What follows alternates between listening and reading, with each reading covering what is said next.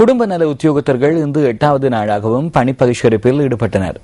இதன் காரணமாக நாடளாவிய ரீதியில் தாய் சேய் சிகிச்சைகள் பாதிக்கப்பட்டன. நாடு முழுவதும் உள்ள சுகாதார வைத்திய அதிகாரிகள் அலுவலகத்துக்குட்பட்ட பகுதிகளில் பணிபுரியும் குடும்ப நல சுகாதார உத்தியோகத்தர்கள் இந்த பணி பகிஷ்கரிப்பில் ஈடுபட்டுள்ளனர். தாதியர்களுக்கு பிரசவ பயிற்சிகள் வழங்கப்படும் திட்டத்துக்கு எதிர்ப்பு தெரிவித்து கடந்த செவ்வாய்க்கிழமை இந்த பணி பகிஷ்கரிப்பை இவர்கள் ஆரம்பித்தனர். குழந்தையை பிரசவத்தின் போதான சிகிச்சைகள் மாத்திரம் தமக்கு உரித்தான பணிகள் அல்லவென குடும்ப நல உத்தியோகத்தர்கள் தெரிவிக்கின்றனர். தாயொருவர் சிகிச்சைகளுக்காக பதிவாகி குழந்தை பிறக்கும் வரையான காலப்பகுதியில் 9 தடவைகள் சிகிச்சைகளை பெற்றுக் கொள்ள வேண்டும். அதனை விடுத்து குடும்ப நல உத்தியோகத்தர்கள் ஆக குறைந்தது 3 தடவைகள் அவர்களின் வீடுகளுக்கு சென்று சிகிச்சைகளை வழங்க வேண்டும். குழந்தை பிறந்த பின்னர் தாய்மார் குடும்ப நல உத்தியோகத்தர்களின் ஆலோசனைகளை பெற்றுக் கொள்ள வேண்டும். குழந்தைக்கு முதல் வருடத்தில் 6 தடுப்பூசிகள் ஏற்றப்பட வேண்டும் என்பதுடன் 12 வயது வரை தடுப்பூசிகள் ஏற்றப்படுகின்றன.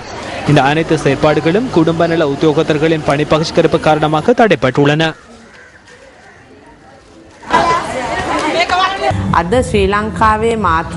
இன்று இலங்கையில் தாய் சேய் மரண வீதத்தை குறைப்பதற்கு குடும்ப நல உத்தியோகத்தர்கள் பெரும் முயற்சிகளை மேற்கொண்டுள்ளனர். எனவே அந்த வீதத்தில் அதிகரிப்பை காண நாம் விரும்பவில்லை. குழந்தைகளையும் தாய்மாரையும் சிரமத்திற்கு உள்ளாக்க நாம் இவ்வாறு நடந்து கொள்வதில்லை. தேக ஆரோக்கியமுள்ள குழந்தை பிரசவத்திற்காகவே இவ்வாறு செயற்படுகின்றோம்.